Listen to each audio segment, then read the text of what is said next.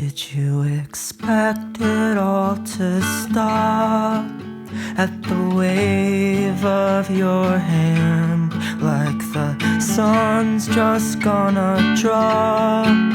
If it's not, you demand. Well, in the dark we're just there, so the halves might dissolve. Once we're gone, who's gonna care if we were ever here at all? Well, summer's gonna come, it's gonna cloud our eyes again. No need to focus when there's nothing that's worth seeing.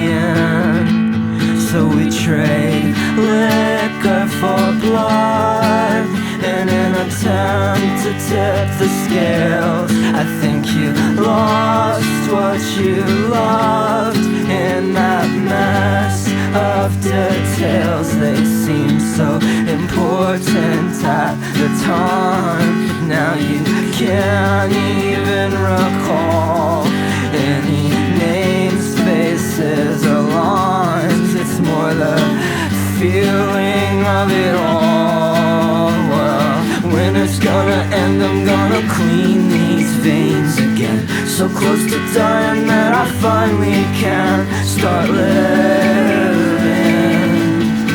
Alright.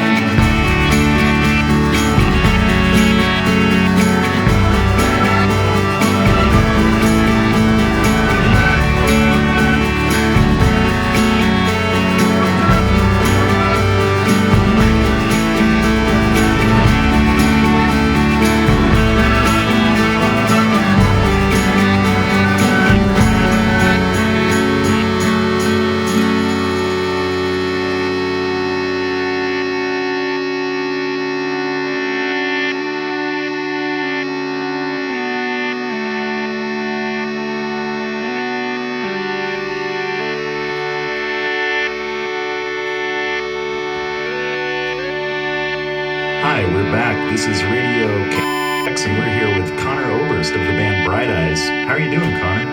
Fine, thanks. Just a little wet. Oh, it's still coming down out there. Yeah, I sort of had to run from the car. Well, we are glad you made it. Now, your new album, Fevers and Mirrors, tell us a little bit about the title. I notice there is a good deal of repeated imagery in the lyrics. Fevers, mirrors, scales, clocks. Could you discuss some of this? Sure. Let's see. The fever is... First, let me say that this is a brilliant record, man. We're all really into it here at the station. We get lots of calls. It's really good stuff. Thanks. Thanks a lot. So, talk a little bit about some of the symbolism. The fever? Sure. Well, the fever is basically whatever ails you or oppresses you. It could be anything. In my case, it's my neurosis, my depression, but I don't want to be limited to that. It's certainly different for different people. It's whatever keeps you up at night. I see. And the mirror is like, as you might have guessed, self-examination or reflection or whatever form. This could be vanity or self-loathing. I know I'm guilty of both. That's interesting. How about the scale? The scales essentially our attempt to solve our problems quantitatively through logic or rationalization.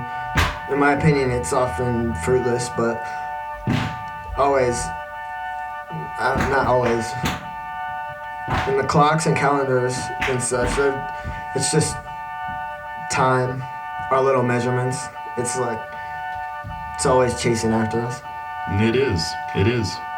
How about this Arionette? How does she fit into all this? I prefer not to talk about it in case she's listening.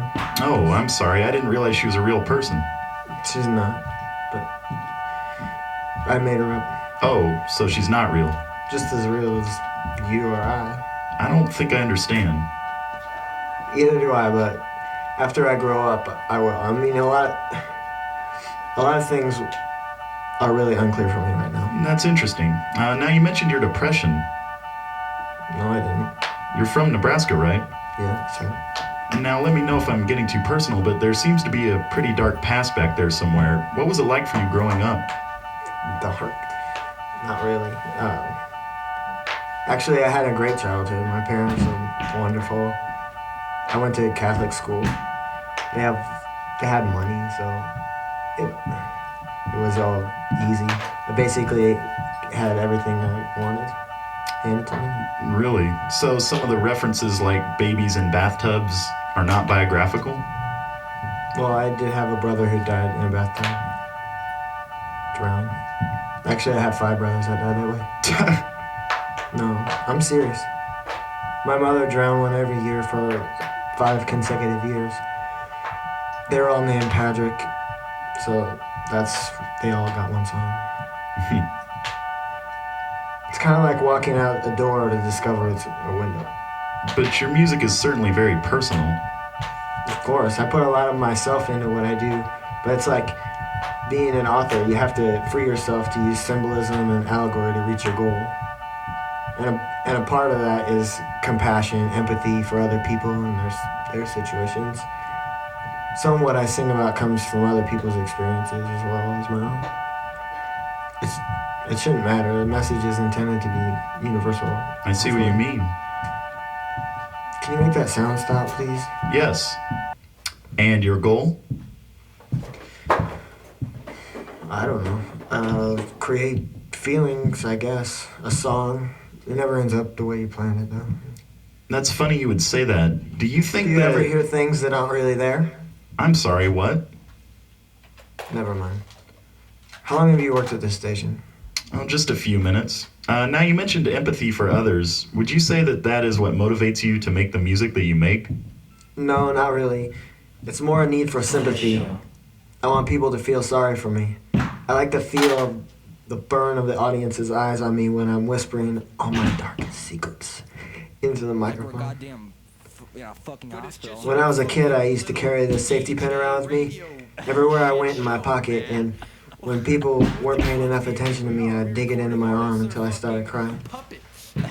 Everyone would stop what they were doing and ask me what was the matter. I guess I kind of that. Really?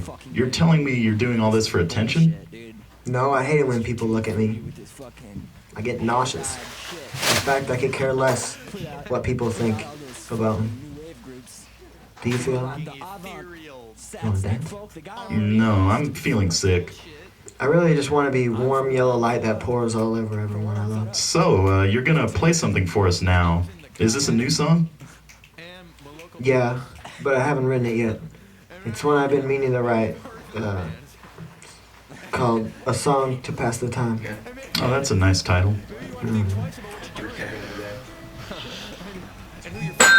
You should write your own scripts. Yeah, I know. I kept singing today. It's late. Yeah. I think if I don't do it on this time, I'm going to